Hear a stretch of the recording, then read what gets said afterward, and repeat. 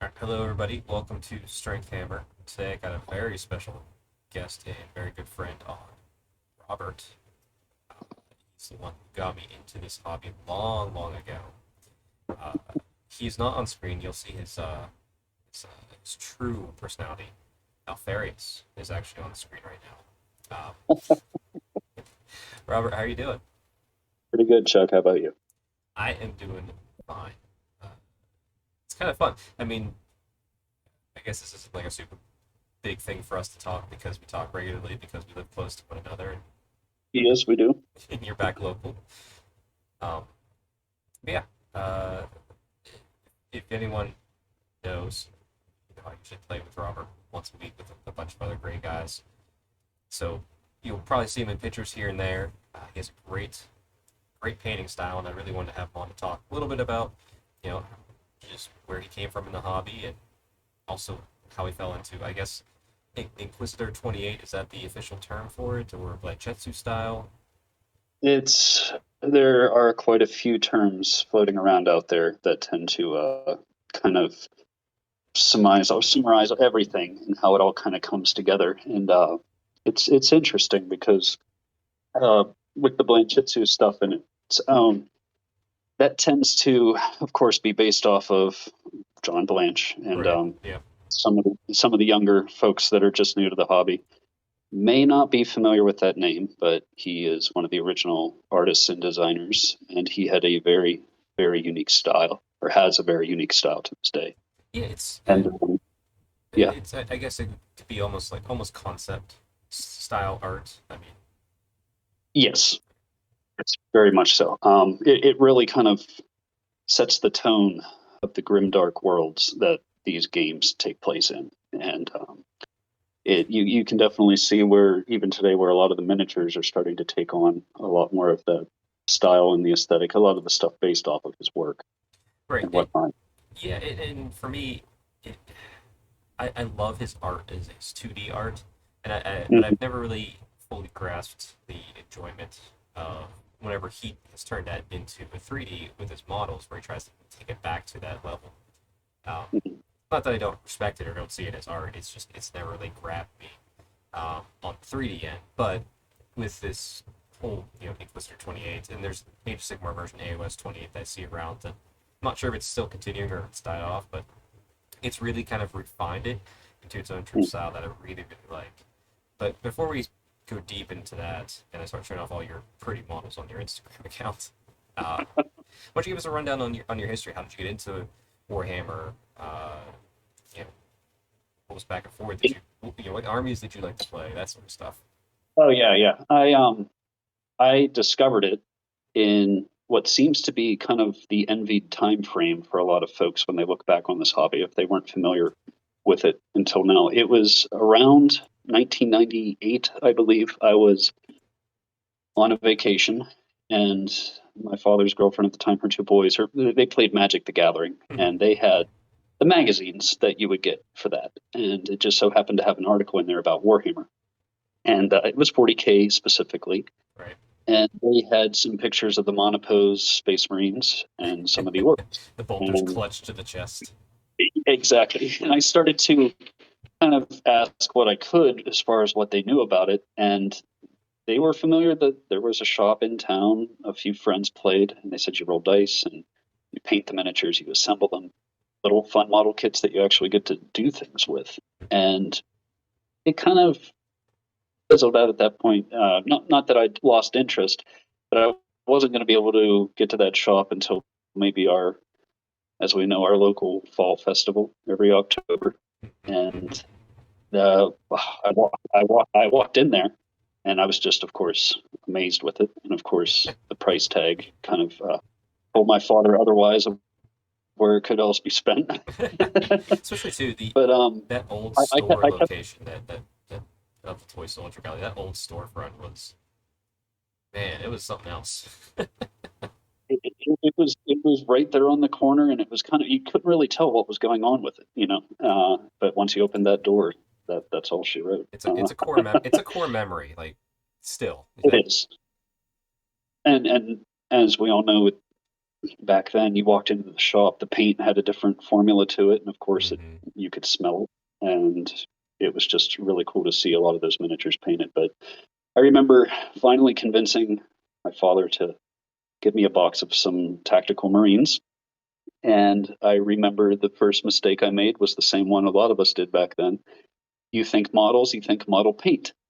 And so Yeah. I ended up going to the model paint section at a local store.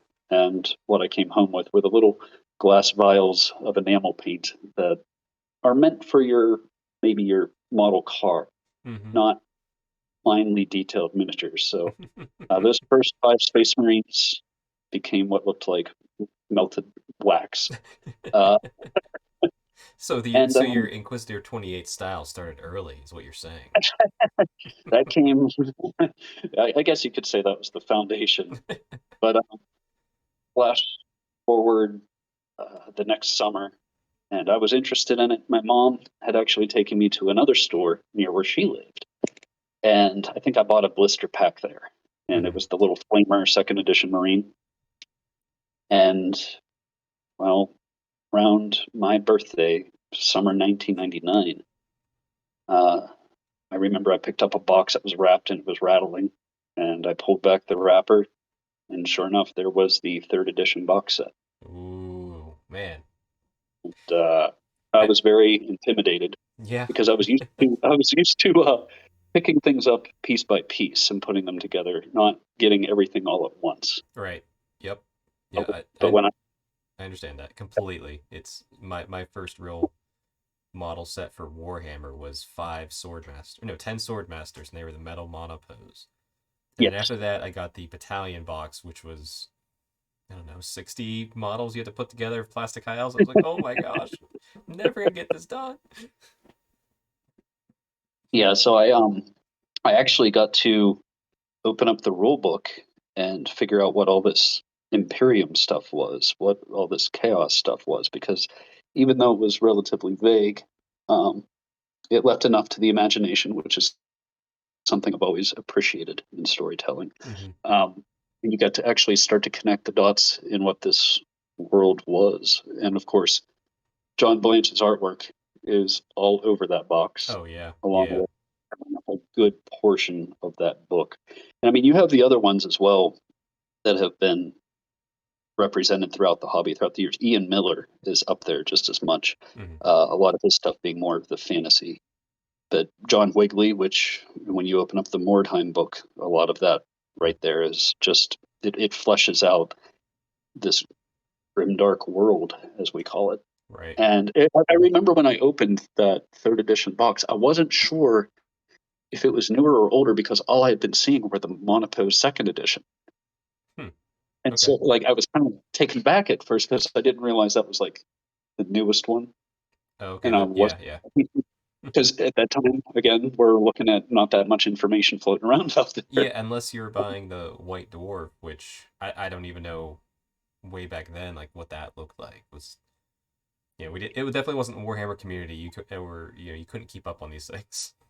Yeah, you had to have kind of White Dwarf to keep your ear to the ground, so to speak. And I ended up getting a White Dwarf not long after that, and I think it's actually sitting near me right now on a big stack of those. And, Yeah. yeah, I mean, and when you don't have friends play the game, the battle report just to see how things would work out. Right. It was very Are you really to it. real quick, With Robert? the You're cutting in and out a lot. Are you moving around where you're at? I'm not moving around. My phone's sitting here. Oh, okay. All right. There you Let's go. see You if I cleared up. You cleared up. Repeat the last thing you said is all.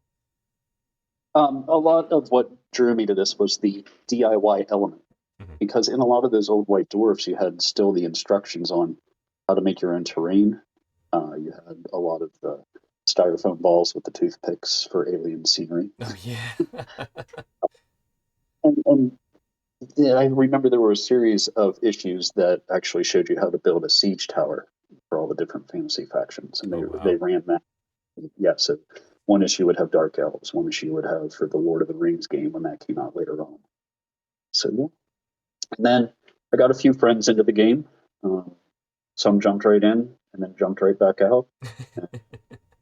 The consistent one, using that already. And we were able to get maybe 2 or 3 games in here Nice. and there. Maybe a couple here. I ended up building a board, and then college took over.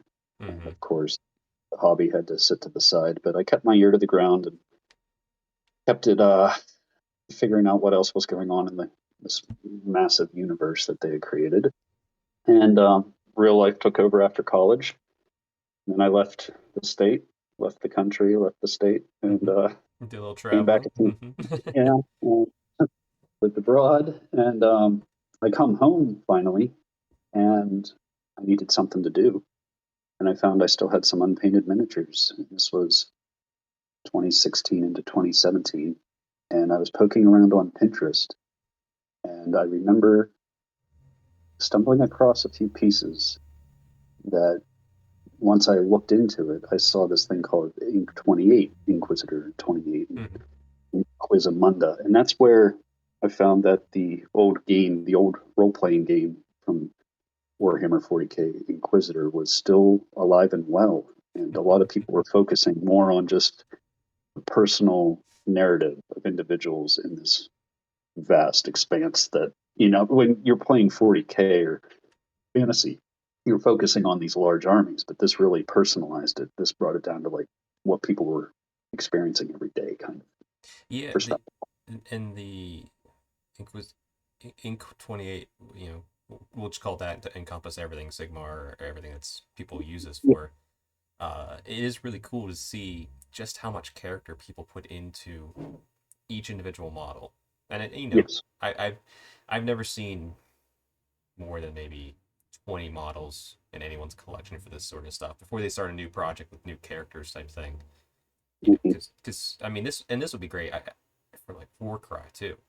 Like the Yes. skirmish style games, or Vince Ventrella's new Rain in Hell game, which I need to bring over to our little group to see if we want to play. The models are don't matter. It's just rules. You use whatever models you want. So we could really have fun with that.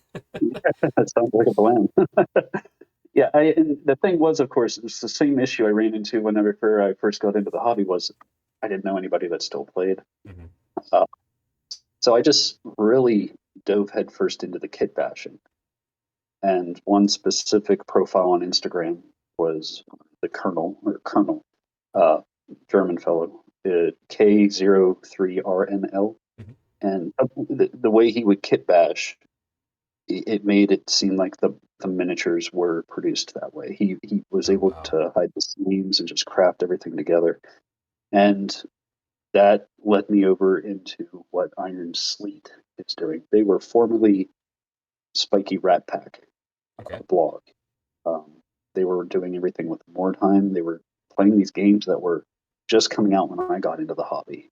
And to see those games still alive is fantastic. Uh, I to this day I kind of use um, that as inspiration. Anything that they're doing is what I kind of follow just to see how they go about things and try to work that into my own process. Or like what I did with my Ghost Legion is Mm-hmm. based heavily off of one individual from Iron Sleet, Migs, who is a fantastic profile. Yeah. And then Actually, and Polty, when it comes to the fantasy stuff, he's fantastic as well. I'm bringing up your Instagram page now to bring up some of your latest Ghost Legion. So And everyone, that was something I did directly inspired by what he had done because I had been never really planning on getting back into 40k as it was. But when I realized we had a group kind of forming, it was like, okay, maybe I should build an army. But I couldn't decide on what I wanted to play. I had mm-hmm. originally played Witch Hunters and Black Templars, Right. but Alpha Legion seemed to just ride that really fine line in a universe of fine lines as to nobody really knows what they're doing. Um, they could be good, they could be bad, they could be just a renegade legion on their own doing their own thing. So For sure. Yeah, it's let's see, just looking at your models now, it's just incredible. Like the thanks. which one is this? uh, it's when you're more time in progress. It's got like the big grin, the yellow teeth, the bulging eye. Yeah. Like it's just you mean you're a phenomenal painter and get such character out of this stuff. And then here's a Tycho that you did for somebody. If it No, worked. that's my that's another project I'm working on right now. I took Nice. all my old Black Templars that I had painted back before I had built up my skills over the past couple of years here. I decided I was going to strip the paint off of a lot of my old miniatures and turn them into a small little Blood Angels army. Oh, neat. And so I came across that Tycho, and I figured, well, I would just make him Tycho the Lost, Mm-hmm. put him in charge of that little group. So Yeah, yeah. it's cool. Like I mean, you can clearly see just from browsing through, you've had a lot of you can vary your style based upon whatever your project is. But yeah, and then obviously here's a picture with Bloodborne on it, which is another great inspiration if you like that INQ28 style. And I mean, not to date this video, but there's dates on the videos anyway. Elden Ring's coming Mhm. out, so I imagine that's gonna give a lot of inspiration too. Anything Hidetaka Miyazaki does is something that's just in line with quite a few of the aesthetics that got me into this to begin with, and it works very, very well. And I can assure you, Elden Ring may make me vanish for a few days. Yeah, I was gonna try and hold off till I got a PS5 to pick up Elden Ring, but now I saw that I could get the PS4 version and I'll get a free upgrade. It's just like, I might just not resist by it. I actually bought a PlayStation 4 for Bloodborne because Bloodborne reminded me of Mordheim. Oh yeah, So it kind of came full circle with that's right. all that. And I wasn't able to afford Mordheim back in the day because, of course, I was focusing on just one. And when you have a limited amount of, hobby money as a kid, you put it where you need it to go. But and then recently I was able to do a trade with a very kind individual for the original box set, and Nice. that was fantastic to add to my collection here. Yeah, Uh, let's talk a little bit about Mordheim. 'Cause clearly that's a favorite amongst our group. Considering the yeah, project that you're leading right now.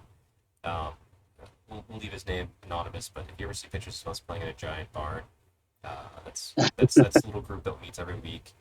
Gentleman gives us the space and plays with us. Is very welcoming, very kind, and he has big ideas, and we're making them happen. And mhm. Robert, you're leading this one.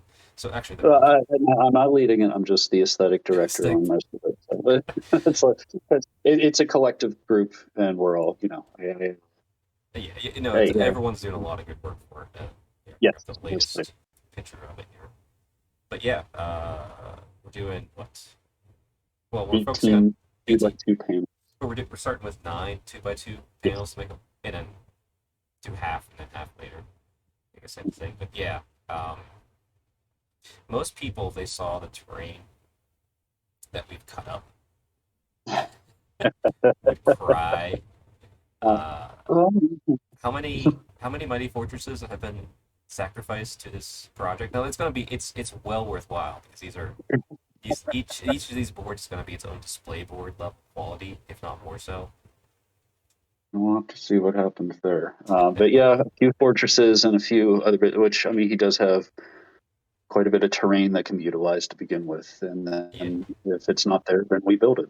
And exactly. it has come together pretty well so far. And what makes it nice is that throughout the months and maybe years, you can just build another little section, pop out one, and pop the next one, and Exactly. see how that works. So, but Mordheim is definitely one of the tightest rule sets, and one of the coolest games that they released. And it ran from, I think, 99 to 2002, I think was the last publication that came out for it. Yeah, And say the town criers and such. yes, and I think it was all done tongue in cheek, if I recall correctly, because of at the time, everyone was fearing the Y2K. And the whole setup to the theme to it was about, the potential end of the world as they knew it, which at that point we weren't envisioning that Warhammer's fantasy world would end. But But yeah, so it focuses more on the skirmish style play. Just with a couple with miniatures here and there. with heavy character building within it. Yes, very cinematic because it's not a promise that your leader or any of your members of your little group are going to make it through. And Right. yeah, If anyone's never played, and to be fair, I never played Wartime until that's what you guys wanted to play here, and I played a horde battle. I have some high elves I'm going to use next. Although I keep thinking about picking up something to do a little small side project just for Wartime to do like something hmm to try and get a little more outlandish than just here's my high elves I found. Um, yeah, but yeah, if you're more new in this hobby, imagine taking Path to Glory, mixing it with Warcry, and then turning it up to 11. That's what Wartime is as far as a best comparison. yeah, it is fun. And my favorite part is the after action, basically Oh figuring yeah, out what all did you find, what did you get, and which of your little party members are going to be affected, and which ones make it, and which ones don't, and yeah. it's fun. I mean, listen, I'm playing Path to Glory with the War Clans list right now, and the after action's fun, but it's not like Wartime because Wartime's more ruthless as far as that after action stuff goes. There's a Yeah. lot of leeway in Path to Glory, and just it's more modern. It's an easy way Mhm. to build an army. It's still fun. I still love it, but yeah, more time you roll dice like, oh man, great. What did I roll? I rolled like a 6. What does that mean? Like, oh, you lose an eye. Yeah. Why? He's like, I don't know. It's what 6. It's not exactly it, but it's not. This isn't baby's first skirmish game here. This is. Yeah. I want to add to that. One of my little warband members, I think he has lost a leg. He has a nervous condition. He he's like first to fight. Just he always gets the brunt of it, but he always makes it through. And it's funny because everything that has just stacked on top of him. But it helped because his ballistic skill was affected, but he doesn't carry a weapon or a gun, a ranged weapon. So it's just interesting because he gets beat up more than any of the other members, but somehow he's still going. I just kind of have to laugh, and I think it's funny because I haven't named him yet, and it seems like if I name a character, they're not going to make it. Oh yeah, So yeah. uh, yeah, so I've just kind of left him the nameless one, so he can just keep on going. We'll see what happens next. As you do, as you do. No, it's Sorry, I'm trying to resize the window as a chat with you here, so everyone can see all your lovely models. This is just remarkable stuff. Um, Now, let me ask you this: What you did recently wrap up? I'm trying to bring that right here soon. A space with arm you did for one of our club members. I'm going to call this group a club Yeah, for yeah, lack of a better term. yeah. What was that project like? Because that was definitely much more a traditional style Batch painting. project. Yeah. That I was very grateful to have an airbrush for that. But yeah, that was a total of around 6,500 points for a very good friend. I did it for fun for the most part, and wanted to see what it would be like to paint a whole bunch. It had that northern feel, of course, because of the Nordic themes that are going on, and that kind of is what I prescribed to begin with. I mentioned their name here earlier, the group Iron Sleet. Um, for those who may have not stumbled across, which I'm sure you have stumbled across at least one of the guys' models on there, they put everything through a northern Nordic kind of filter Mm. as far as anything Warhammer is concerned. So um, it was just a unique experience to kind of put my own kind of take on certain things, Mm-hmm. uh, figure out what kind of a gray, what kind of combination grays I would be utilizing, what units would get this look, that look. And, Yeah, you did lots of the older models got conversions. a little bit more of a traditional perspective on them. Yeah, your conversions of the Blade Guard veterans, I really like those. He wanted blade guards, and he had some bits that he had ordered, and it was just a way to wolf. woofing them up, I guess. We just call we'll just woofify it or something, you Yep. know. And yeah, the blade guard, the Judicare, little things like that came together real well. And I believe the blade guards have the Forge World bits from 30K on Oh, them. nice. So Okay. like the leather mask with the axe and everything. Very nice. Yeah, it was incredible when seeing it because we did a giant game, that army versus someone else's army, just so they could play all of it, and we all kind of like took a piece of the wolves and had some fun. It was fun to play with, for sure. Yeah. And as we speak, I'm looking at my next project sitting above me, based but not painted. Are you willing to share what that is? Yeah, that's what's going to be replacing my current Mordheim warband. Hmm. So I kit bashed a couple guys here and there, but then I also have a couple of the old 1980s Jess Goodwin sculpts Hmm. that I'm going to be utilizing as well. And that's another name I want to put down there, just right there with Blanche and Miller and all the guys, because as far as the hand sculpting goes, Jess Goodwin's character really comes through in a lot of those old pewter sculpts, and it's just fantastic. Anyone who may not be familiar with the older fantasy stuff, the original Fabius Bile miniature was also a good Hmm. one. So that's one worth checking out. I always enjoy how each sculptor from the heyday at GW had like their own signature in their models. Like Trish always Yeah, had the 1 foot up, and like you said, just had the hands. It's yeah, and you can like look at it and just go, oh, that I bet that person sculpted that, that person sculpted that, and it was just yeah. yeah, it's just a fun little thing. And actually, I know you did point out Trish is on Instagram. What was her Instagram again? Just shout it out to the audience. I was trying to think of it the other day. I could not for the life of me remember it. It's on there Yeah, somewhere. I'll try and find it and just maybe toss But it in the but comments because like it's fun to see that these people are still out there doing stuff and having a great time. well, I do have another one. It's the Ansel's Attic.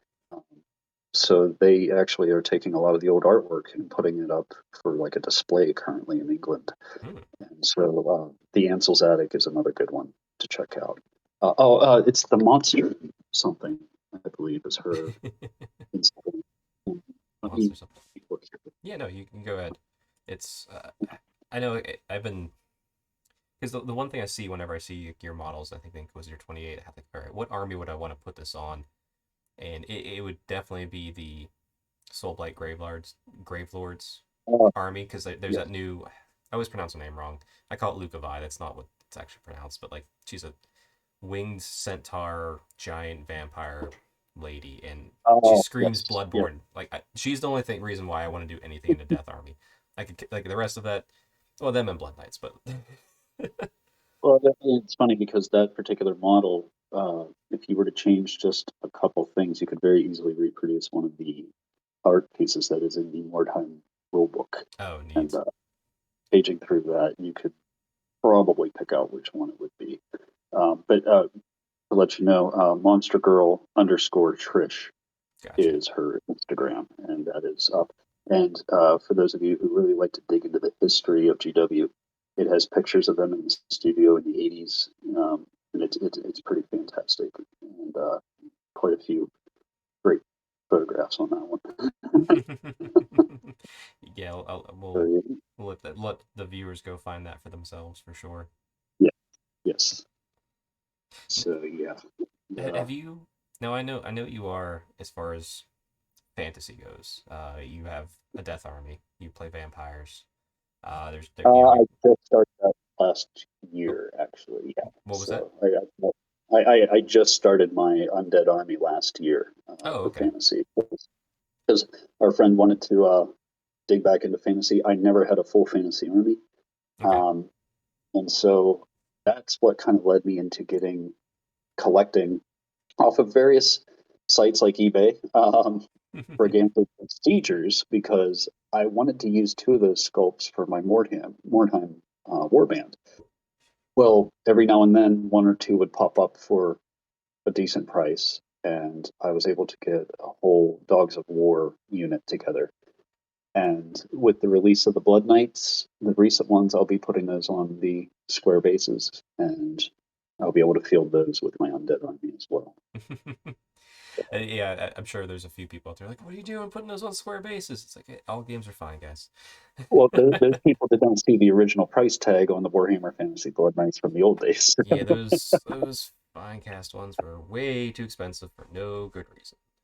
For 5 people on horseback, what they were asking, I was like, nope, nope. Yeah, no. That's why you saw so many people do the was it high elf the high elf mounted guys as and they would just convert them because they had like the dragon armor on it and it's just like, oh, this is my blood Yeah. knight, just change the head. Yeah, so and I am looking forward to kit bashing those quite a bit because there are certain aesthetics that I'd really like to reinterpret when it comes to those sculpts. For sure. Now, what with the uh with the wartime board that you're being the artistic head of, what what do you envision with that per se? What do you want that board people come in like if we take pictures of it, but we show up to play in that game? What do you want us to feel when looking at it? It's kind of like the artistic question I have in my head. Like, do you want us to pull into a specific part of wartime per se, or just kind of fantasy in general? Like, I what's the wanted end to artistic goal? I, I, where it's going. I just want to see the rooftops. Like you look out, like you're looking over a town or a city, and it is just a small little section of a very, very large city. And everybody's kind of put their input into it, and it's going to progress from a little bit more of a still standing section of the city past the keep Mm-hmm. that our friend is working on at the moment, and down into kind of the dregs, the kind of burned out area, of course, closer to the crater, as you would think. Because for those who don't know, Mordheim was hit by a giant comet, a twin tailed comet, which twin tailed comet does have some significance Mm-hmm. in the lore, but it was made up of weird stone. And everyone is in that town to find the weird stone. So you do have burned out sections. You have parts that are still somewhat together. But all these war bands have come from across the world to try to get their hands on some of this weird stone, and that's what you sell at the end of your match. So, Right. but to be able to look at that board and just kind of have that gritty texture, that a place that hasn't been well kept because of the recent incident. Well, I mean, there you go. Like, we could do the last three on the edge. It could just be like the very lip of the crater. We could do three boards real easily here. That's been considered, and that could make up some interesting terrain right towards the end of that edge right there. Well, But like the recent addition of the fighting pit was fantastic. yes, yes. Because there is the thing where you could potentially lose a warband member who ends up having to go fight in a pit, and then they have to survive to be able to be played in the next game. So Well, I'm just trying to think. Well, I mean, we could take almost four and do like a corner of a beaded crater because you can imagine that they'd get a little industrious and build some rickety, you know, walkways and stuff to maybe go get some more of this weird stone that all of a sudden we're having like, yeah, that might be cool. Easy and terrain. that's what's great about it. You could just keep building these little sections and it being in a different section of the city each time.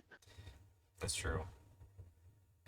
Yeah, I can't wait for that to be done. But also, it's hard because trying to plan out how to do that because our weekly game night we seems like we want to play lately. Mhm. Yeah, so So we play a little bit, we work on it. We play a little bit, we work on it. yeah, I think I really want to see that this first nine done though, and just start Oh getting yeah. some more type stuff on it. And at least the more I'm thinking and talking with you, the more I'm going. We should really just do a very special war band, not just be the basic bitch high elf guy that I am, but we'll see. I We'll mean, see. it's going to be interesting. And then once we get this done, we're going to start the actual narrative campaign for that. So we're Exactly. just going to reset all the stats and start up again. Exactly. That's where it's like I want to have that. I'm gonna do this. I need to do it ready now. I'm still staring at a whole Yanari and Drakari army, but still, I can do more models. Have some fun with it. We'll see. Oh And yeah, I got to meet your Drukari last night. That was fun. yeah, we got a little aside. We did a fun little we had our game night last night. I got my 2,000 points Drukhari out, and they're Yes, so much fun to play. I love them. they were fun to play against. So, yeah, that was interesting. I knew I had to keep you out of close combat. Yeah, well, oh my gosh, when I got in close combat, it was amazing. This, Yes. this morning, before work, I had a cup of coffee, pulled out the codex because I didn't even put my models away, or when I put them, I organized them neatly for painting. Um, so let me try to read the stratagems because that's the hardest part for 40k for me is the stratagems. And I didn't know that Yeah, same first. here. Especially coming from third and fourth edition and then diving right back into it. That was a whole new world. Yeah, but boy, I was just reading like, oh, I can do this. I can do this. Oh my, this so many useful things I could have done last night if only like the encyclopedic knowledge of the book, which yeah, I'll get through repetition, but there's gonna be some fun stuff going on in the future. I'm like, oh, man, it's gonna hate me by the end of it. That- like that was with the Storm Speeder and running my Ghost Legion with Dark Angels. So I could run it up the board, fire, turn around, get back out of it. Yeah, did you know I can do that too? You know what? I was thinking you probably could because of the Raider type, um, you know, Yeah, field. I can retreat and still shoot or charge or run and charge depending on how much CP I want to play. It's fantastic. Yeah, yeah, it was fun. I really enjoyed it. That was good. It is. Um, And I'm looking because we might have some fun this weekend, but that's different. You'll check our Instagrams for that. You'll see the shenanigans there. But, yeah, we have something mapped out for the weekends, the week, and then the following weekend, I believe. yeah. There's a VIP guest visiting, uh, so we're having some fun with it, and it's gonna yeah. There should be some fun stuff going on between our Instagrams for sure. Oh yeah, yeah. But It's we've got a lot planned, and eventually we should be able to head over into like the Crusade territory with the 40K as well. Um, that might be fun. I haven't yeah, done that yet. Crusade I love. So we have um we have Path to Glory and Sigmar, and it's a refinement of the Crusade that's in 40k right now. Mhm. And everyone just says it's pretty much similar, but it's just maybe like a slightly better because like every time there's rules they change it, they make it slightly better. But I've heard the Crusade is phenomenal, and I would love to do that. Yeah, I want to give that a shot at some point. And as we talked about, we could somehow try to include Battlefleet Gothic and Kill Team with that as well, uh, Yeah, with oh man, all those shapes. yeah, I want to do one of those. We did one long ago with, but yeah, like you had a kill team battle, you had a normal battle. I think they played epic instead of apocalypse, and you also have Oh, Battlefleet okay. Gothic, so you kind of scaled up and down, and as things happened, each it affected Yeah, stuff below. Like if the yeah, Battlefleet Gothic, if one side was winning, they could do like a bombardment down to like the epic game and take off. You need a game master for it. We have one, but that would be the dream. yeah. We'll get there. I see it happening. Oh yeah, I have no doubt.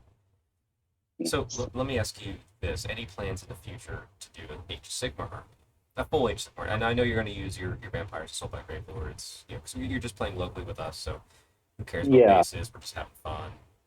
You're not like me going to tournaments, so you don't have to really worry about rebasing stuff. But like any thoughts on a Age of Sigmar army you want to do within your Inquisitor 28 style, I guess. Um, anything? Well, the one thing that I did do was I bought a box of the unmade for the bits primarily, but I had just a need for a couple bits, so I ended up building them, and I kind of really enjoy that whole. I mean, they were fantastic sculpts to begin with, and if I were to kind of branch over into AOS anytime soon, it would be whatever I could probably use them for. Um, They're part of the Chaos Army, Slaves of Darkness. yep. Which yeah, you could do. Oh man, I want to see what you do to Archeon, the Ever Chosen. That and Varangard, and just mix in a couple of those Cry War bands that have the really good Chaos theme, like the Unmade. Mhm. Yeah, maybe we'll talk this weekend. I'll bring the book over.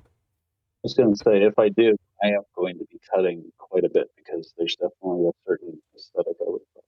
Yeah, well, the nice thing if you did Archeon with Vanguard and just mix in a few other units, it would be a very low model count. So you, but highly detailed models. So you'd have a.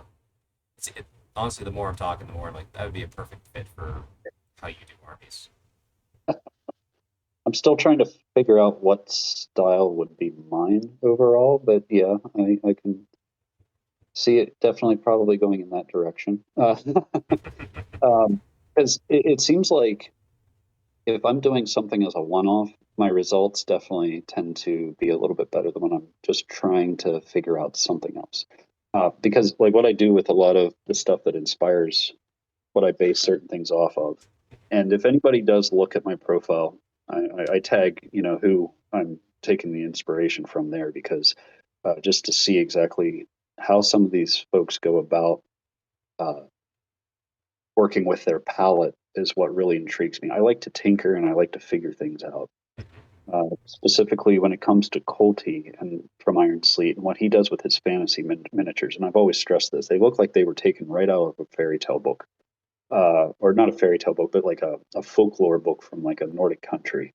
His color palette is very earthy, but also his reds are vibrant and just you don't just do that with the colors right out of the pot.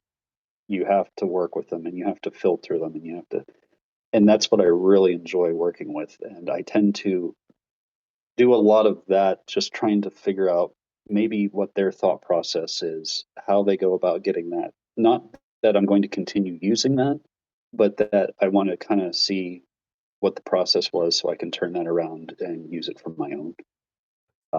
Like if there's one particular individual out there, that Beyond the Light, he does fantastic textures and it translates so well with the aesthetic. And he uses a very limited color palette. And some of these guys that are out there doing this, a lot of these folks, they will use just a handful of colors, and that in itself is kind of one thing that you can kind of boil down to being part of Jitsu, because when you look at his work, you have yellows, browns, reds, and white.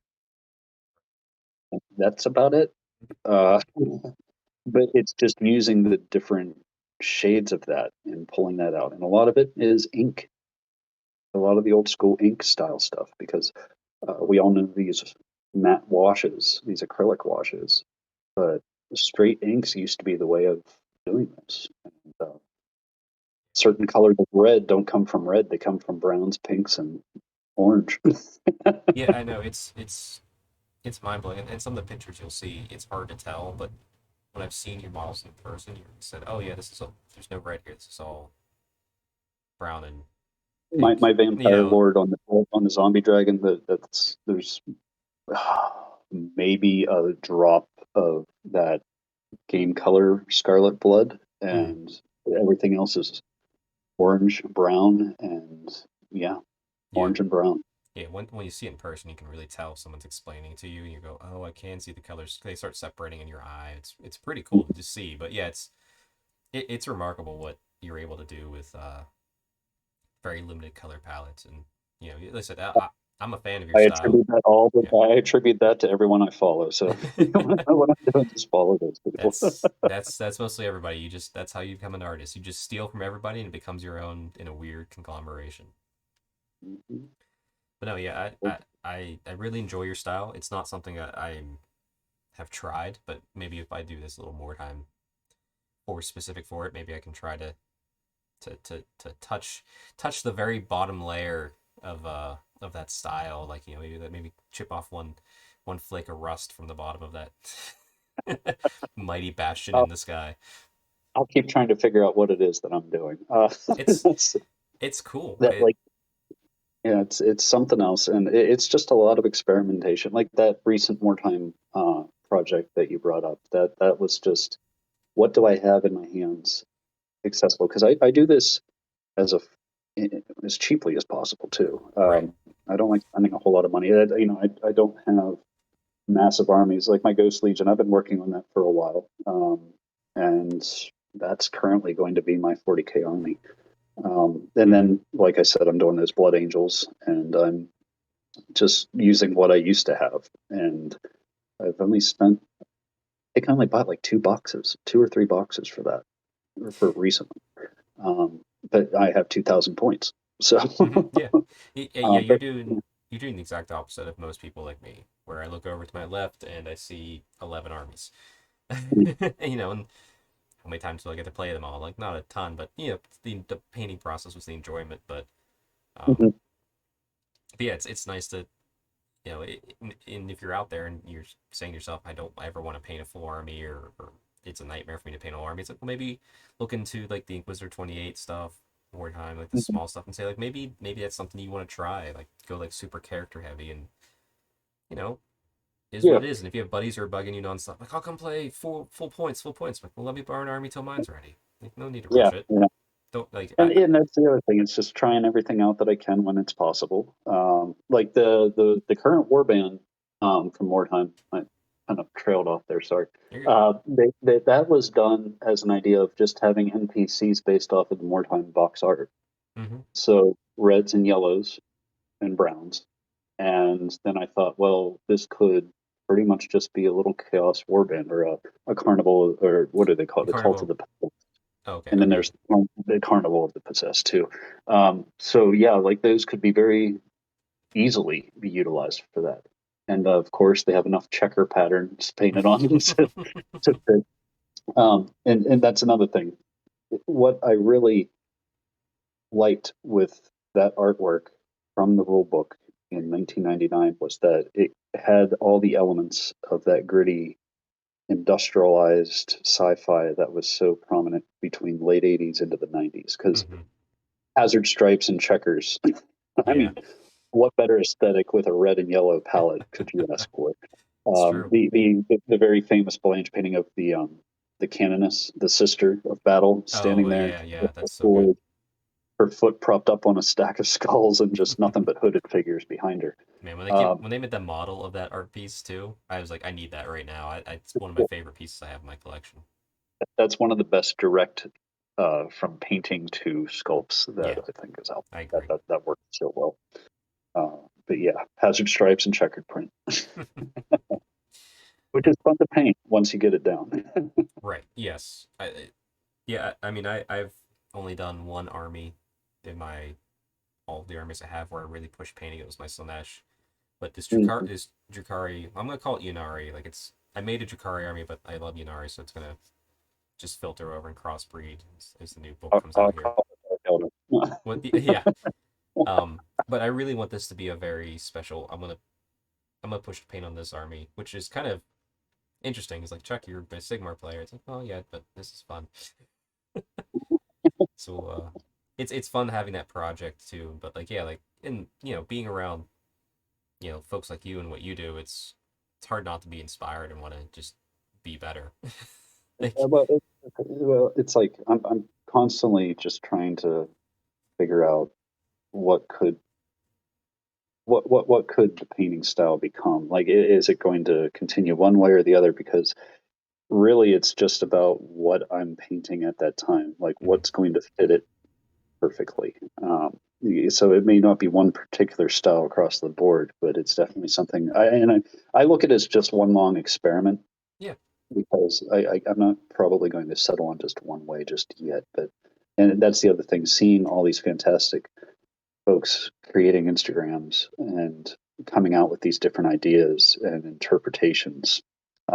One thing when I talked about the Colonel and mhm, what he was kit bashing, he definitely brought in a lot of that industrialized 90s aesthetic to his perspective with some of those. If you look at like his gun suits, they look like something kind of crossed between Aliens and the Matrix. mhm. A guy kind of not the baby carrier from the Grey Knights as we all know it, but something a little bit more feasible, Right. more realistic, and that's what really kind of works all together. And the fact that you have a medieval aesthetic combined with it's low tech, high life in certain elements, Hmm. as opposed to the high tech, low life of cyberpunk. You But know, as you're mentioning that, I mean, I'll share the picture that I pulled, the random Alfarius picture I pulled up. because it's kind of fitting what you just described. Like if you know, you're like, okay, and there's a few elements you go, okay, this is sci-fi, but otherwise you couldn't tell. It's like this is just really baroque armor. It's really interesting. So that's cool. Yeah, and that's the other thing I didn't like about the traditional Alpha Legion, the shiny stuff. And well, Mm, there's not really anything traditional about the Alpha Legion to right. begin Yeah. with.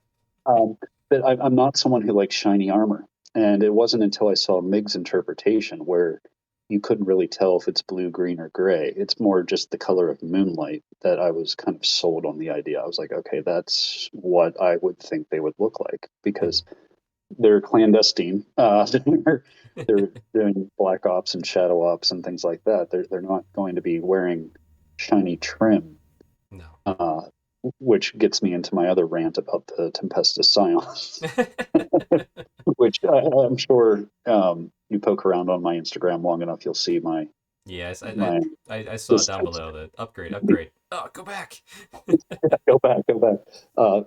Between the third edition stormtroopers with just all the fatigues and the webbing and the gear, and then the Kasserkins, the specific Cadian stormtroopers. Right. That was kind of the high point. And I guess you could say that certain bitter vets would look at Warhammer in the way that some people look at bands and their albums. You know, I Mm. know people that will not listen to a band after the third album comes out because you've got the first two where they're building it up, and then after the third album, that's typically where they found their sound, and then it just all goes downhill. Well, I'll listen to everything, but yeah, you do it right. You're like, I like this a lot, but you're not mhm, afraid to incorporate the new.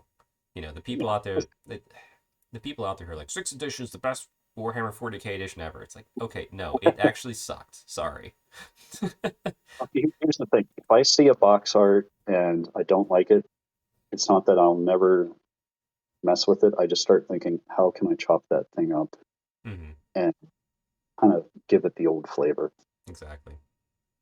No, it's great, and like I said, I'm gonna put links below to your stuff so everyone can go check it out. Make sure you follow him. But yeah, tell us again, like where can people find you online? It's just on Instagram, Hakha145, Hmm. Hahka. That's a holder name. I wasn't trying to be clever with anything. I just needed a name, and that anyone who played PlayStation 2 back in the mid aughts, one particular game, there was a character named that, and I just threw that name down because no one else had it. I thought about even using my old gamer tag from my Xbox 360 days, but turns out somehow a bunch of people figured that name out, and I don't know. Apparently, meant something, but it was just a random combination of letters. Yeah, Uh, but yeah, so Hakha145 is my Instagram. The name very well may change.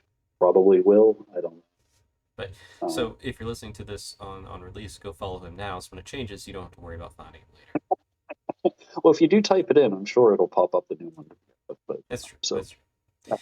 But okay, well, yeah, no, it's been a pleasure. Thank you for giving us an insight into this style, this little bit of the world that's always been fascinating to me, but I never really dove in myself, and I've always just grazed the periphery. But with year round, I feel like I'm slowly taking more steps towards it to do little one-off projects like that. So it's been a good time. well, thank you for having me. And I'm still in the periphery myself.